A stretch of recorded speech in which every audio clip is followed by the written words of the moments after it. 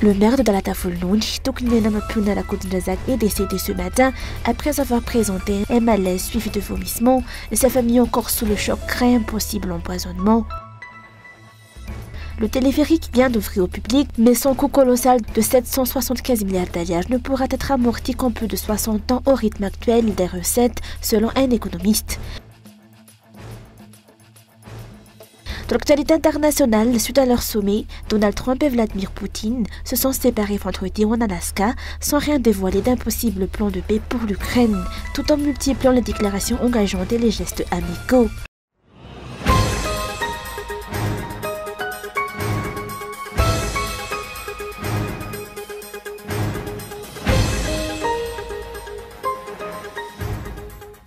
Tokunena Mapiouna Kotundrazak, maire de Talatavulnoundji, est décédé ce matin. Selon son épouse, l'élu avait participé hier soir à une réception et était rentré chez lui comme d'habitude.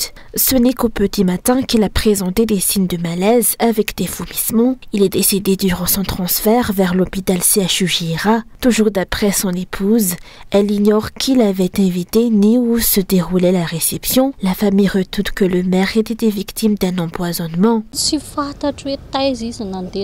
Je ne sais pas où il est allé ni qui l'a invité. Il est parti avec ses amis, déjà dans leur voiture, il avait commencé à vomir. Nous avons seulement vu des photos de ce qu'ils avaient mangé. Je ne trouve plus les mots, mais si cette mort est injuste, Dieu répondra à ceux qui l'ont provoquée. Nous remettons l'affaire entre les mains des autorités. C'était la personne la plus gentille que j'ai jamais connue.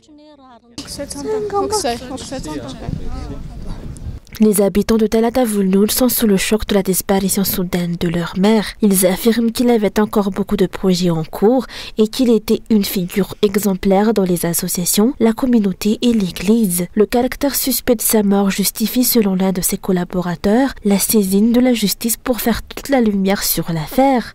Le président national du parti TIM, Mark Ravalomanan, ainsi que le président du Sénat, le général Richard Ravalomanan, se sont rendus au CHU Jira pour présenter leurs condoléances à la famille. Plusieurs maires et élus du district de Talatavulnoundji étaient également présents.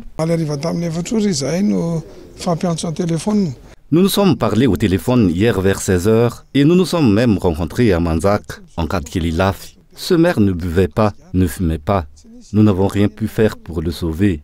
Il avait été élu maire de Talatavulnoundji le 11 novembre 2024, déclaré vainqueur par l'OVEC et le tribunal administratif. Son adversaire avait contesté ce résultat et porté l'affaire devant le Conseil d'État, où le dossier est toujours en instance. Nous, élus du parti TIM, ferons tout pour que la vérité éclate et que l'affaire soit portée devant le parquet. Il n'est pas normal qu'une personne en parfaite santé meure aussi brusquement. C'est troublant. Pour rappel, Tokunena Mapiouna Kotundrazak avait été élu sous la plateforme Firesakin. Il avait officiellement pris ses fonctions de maire après la cérémonie de remise de l'écharpe et la passation avec son prédécesseur. Côté VFM présente ses sincères condoléances à sa famille.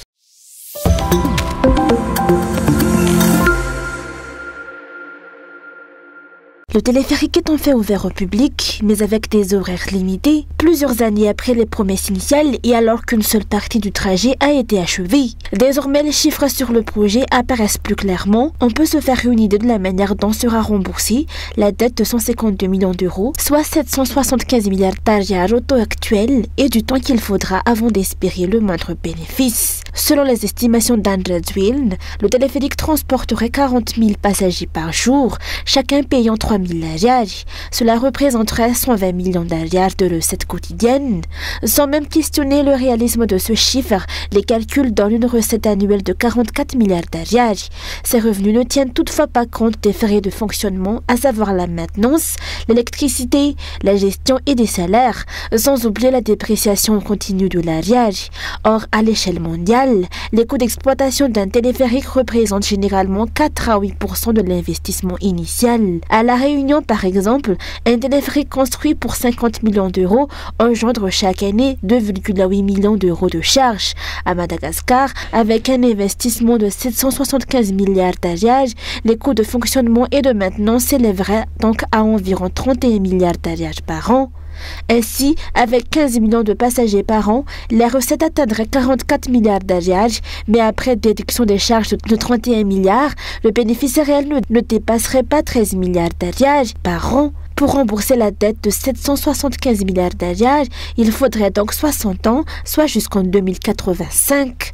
Cependant, l'État malgache doit verser chaque année 62 milliards d'ariage aux payeurs, quelle que soit la performance du téléphérique. Concrètement, seuls 13 milliards proviendraient de son exploitation et les 49 milliards restants seraient puisés dans le budget de l'État.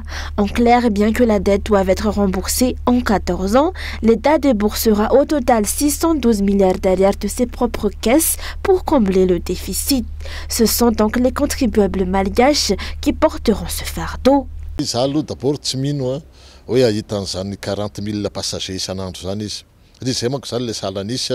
Je doute fortement que l'on atteigne les 40 000 passagers par jour annoncés. Au début, il y aura sûrement un engouement, les familles viendront par curiosité, mais une fois l'effet de nouveauté passé, l'affluence baissera. Selon mes calculs, l'amortissement du projet pourrait dépasser les 100 ans. Ce qui m'a aussi surpris, c'est qu'on ait recours à des groupes électrogènes pendant 3 mois pour le faire fonctionner, avant une éventuelle utilisation de l'énergie solaire prévue seulement en 2026. Peut-on vraiment parler d'autonomie énergétique ?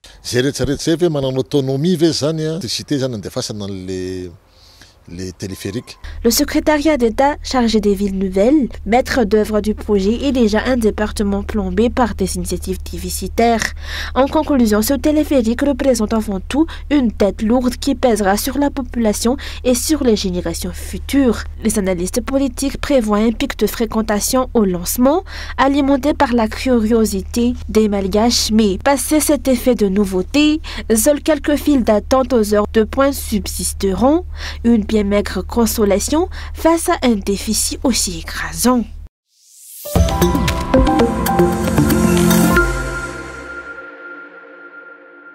Le téléphérique s'ouvre partiellement au public à compter d'aujourd'hui 16 août pour une durée déterminée. Après enquête, de nombreuses personnes ont montré un manque d'intérêt et ont choisi de ne pas l'utiliser du tout. Les raisons sont multiples, notamment le prix élevé des frais de 3000 ariage. Selon les personnes interrogées, cette somme permet d'acheter du riz ou de quoi préparer un repas pour une famille entière. Il est même parfois difficile de trouver les 600 ariage nécessaires pour un simple trajet en bus. Ce téléphérique n'est pas une solution pour le pays, ce n'est qu'un luxe pour les riches. Pour nous, la population modeste, cela n'a aucun impact sur notre vie. Nous n'arrivons même pas toujours à trouver les 600 ariars pour le bus, alors comment pourrions-nous avoir les moyens pour le téléphérique ? Pour moi, la solution pour réduire les embouteillages, c'est d'agrandir les chaussées. Le régime actuel se trompe de priorité, il ne fait pas ce qui impactera la population, mais uniquement ce qui sert leurs intérêts. On le voit aussi avec la dégradation de l'éducation. Outre le manque de ressources financières, une mère de famille veuve a également évoqué la difficulté de gagner de l'argent à l'heure actuelle. Je ne monterai pas sur ce téléphérique car c'est trop cher. Je suis en difficulté, veuve, je fais l'aumône et vends de petites broutilles pour joindre les deux bouts. Je suis aussi malade. Les pauvres n'ont pas les moyens de gagner de l'argent, donc ils n'auront jamais les moyens de prendre ce téléphérique, même si ça coûtait 6 cents ariars. Déjà de Nousbé à Andjavoang, je le fais à pied. Il est difficile pour les habitants de trouver de quoi se nourrir actuellement.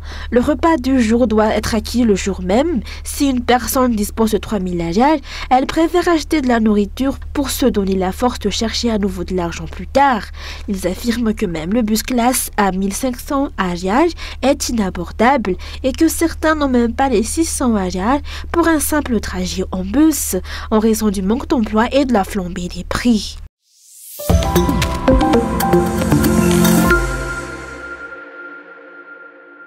Aujourd'hui a eu lieu à Ivat le sommet de la Troïka de l'organe de la SADC sur la politique, la défense et la coopération pour la paix. Cette Troïka de l'organe de la SADC est actuellement composée de la Tanzanie, qui en est le président en exercice, du Malawi, qui sera le prochain président, et de la Zambie, le président sortant. Les discussions se sont concentrées sur les aspects de paix, de sécurité et de défense. Le cadre de reconstruction post-conflit et de justice transitionnelle a été approuvé. Il s'agit d'un plan de reconstruction destiné à aider les pays qui ont récemment traversé des crises et des guerres. Les décisions prises lors de ce sommet de la Troïka de l'organe de la SADC seront soumises à discussion demain lors du sommet des chefs d'État et de gouvernement des pays membres de la SADC. Ces derniers ont commencé à arriver à Madagascar depuis hier.